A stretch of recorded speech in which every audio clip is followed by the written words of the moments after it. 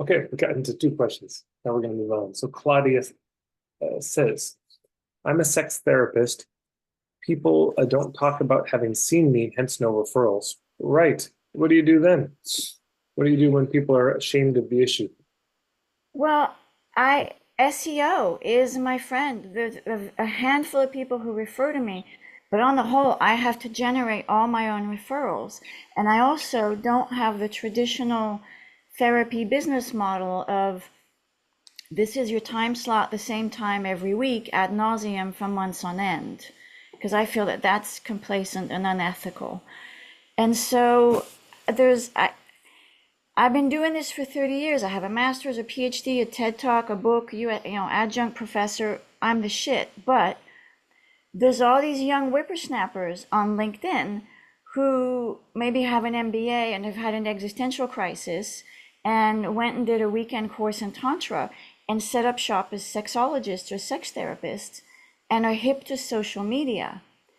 And I don't particularly enjoy social media. I'm on Facebook, but I am competing with them for visibility, and the general public doesn't know the difference.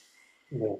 And so that is my challenge. I'm good at what I do. I feel comfortable about my fee. But any ideas? And I had a follow-up question which I mistyped, which was hubs. Like, what's in it for them? Because again, people don't talk about seeing me. Okay, there are a couple of colleagues I want to recommend checking out. So I'll just do a screen share so everyone can see. So Laura Eastburn, she does amazing stuff around Facebook ads and in a way that I think you might really enjoy. Um, she's fantastic. I think she would love to work with you and your work. So lauraeastburn.com. I'll just put that in the chat for everybody.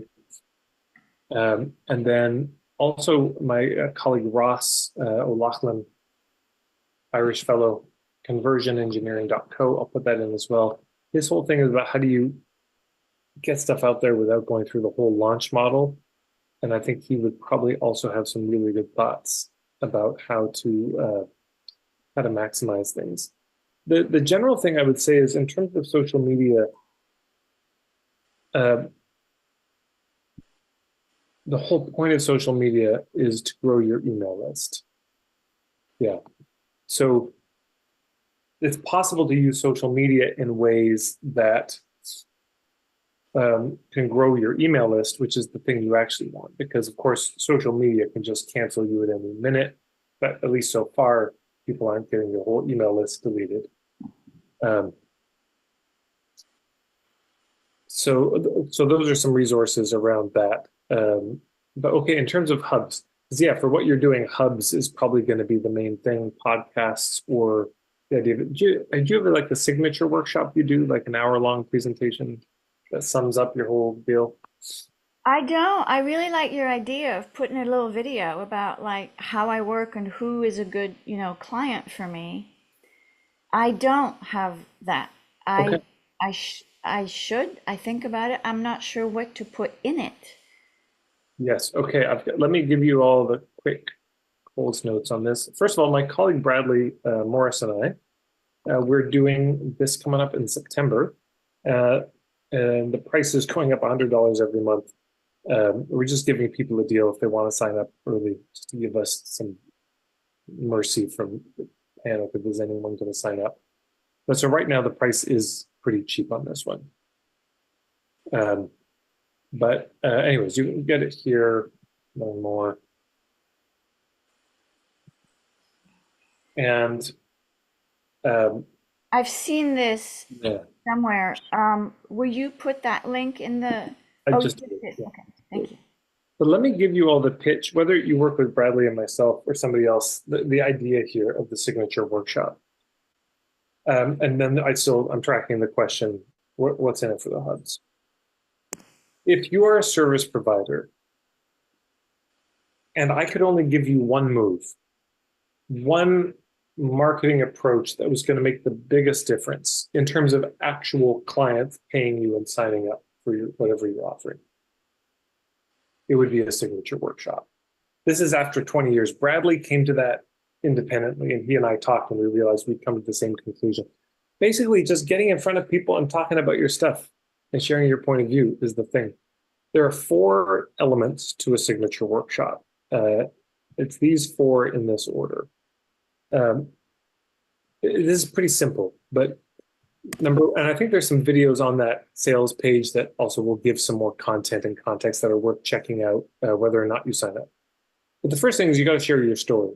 Like here's what got me into this. Here's why I have any credibility on this at all.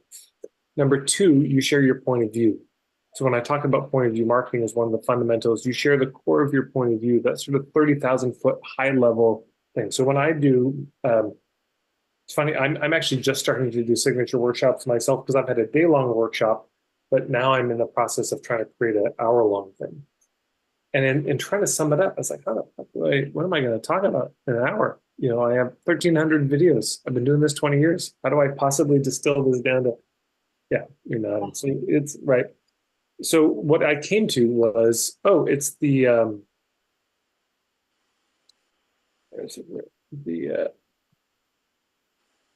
it's this. Yeah, that's what I talk about. But even more basically, I realized, oh, the main point I want to get across. I think if you have a signature workshop, just consider that there's one case that you want to make.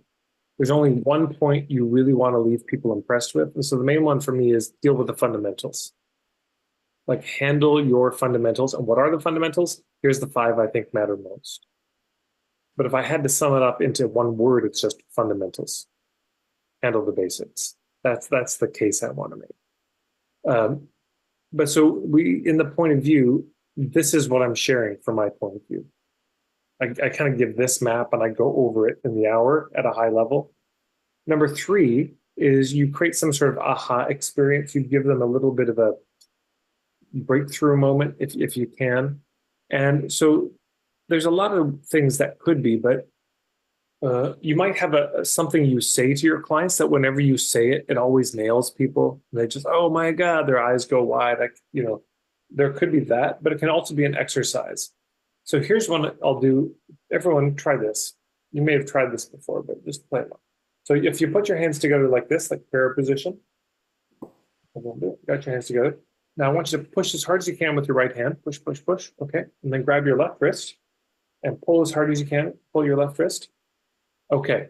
So it's interesting, Claudia, you moved more than most people. Because for almost everybody, what happens is this. No movement, no movement. Because you push and somehow the other hand wants to push back. If you pull, you can feel it. Because here's what should have happened for everybody. Right? But no, we resist.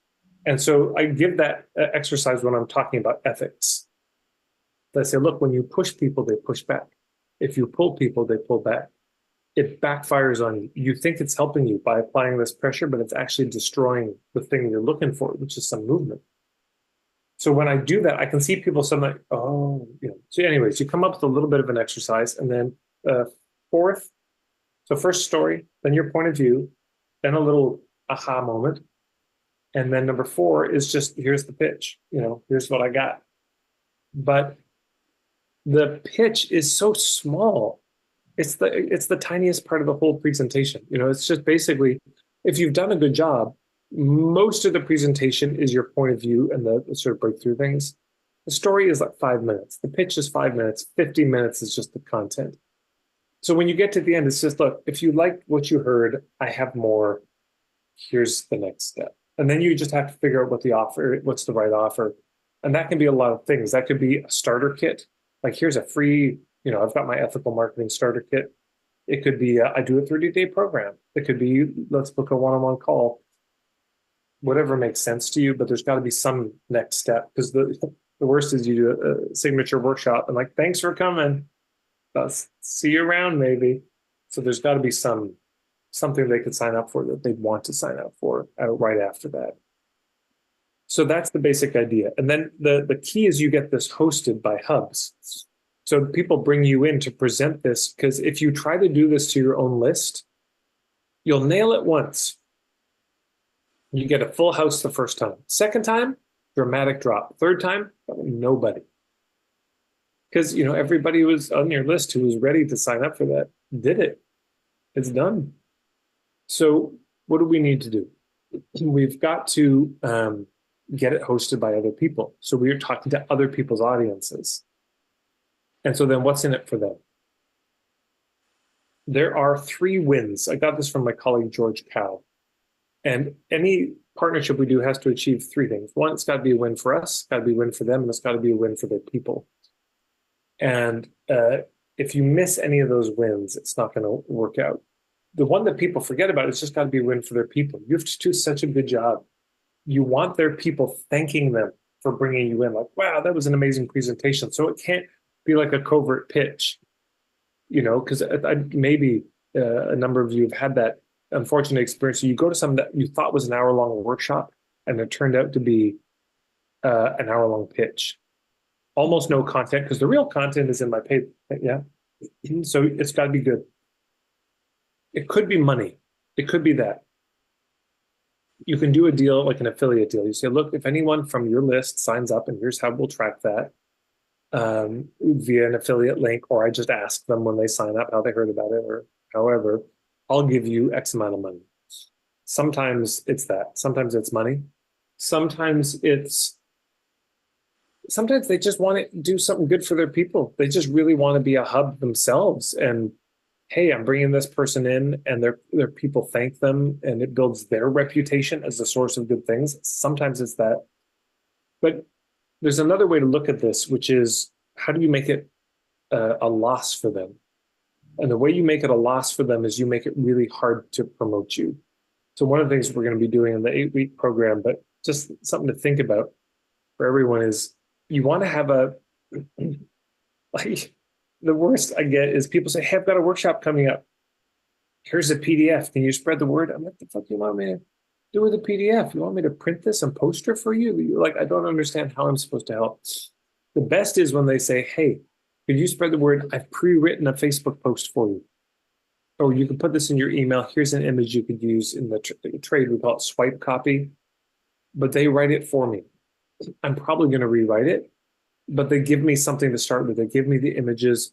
Here's a quick 5-minute video you can share. They give me a lot of the marketing collateral, so I don't have to do all the work and write it out. So we want to make it really easy for them. And so you can have a page on your website that's just like the media page or something. So, oh, hey, you're bringing me in for a signature workshop. Here's all the stuff you need on one page. Again, you make it so easy for them.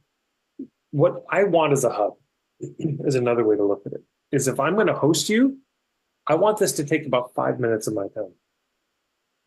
Yeah, we find the date, we agree. You send me all the content I need. I send it to my assistant. They put it up on the membership, or, we get it set up on my website to do.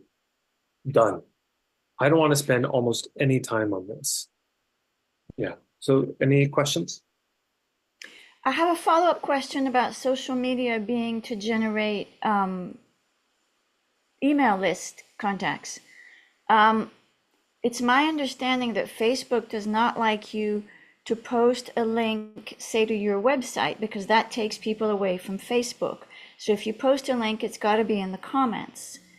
And so getting people to my email list is challenging because of that. Yes, somebody like Laura Eastburn can help you with that. There are ways to do it, but a lot of it is paid. If it's a paid ad, I think it's a different thing than if it's just an organic post. I see. Okay. Yeah. But yes, but if you're going to do Facebook ads, I just beg everybody, hire a professional, get some help, get somebody like Lara or Ross. He also helps people with their ads. Get somebody who's got the chops, because you don't want to waste money. Okay. It's going to cost you money, but you'll make money if you grow your list and you do You it. got to pay to play. Yeah. Yeah. All right. Thank you. I really like your approach, and I'm going to sign up for the membership. I don't want to monopolize you. Well, thank you, Claudia.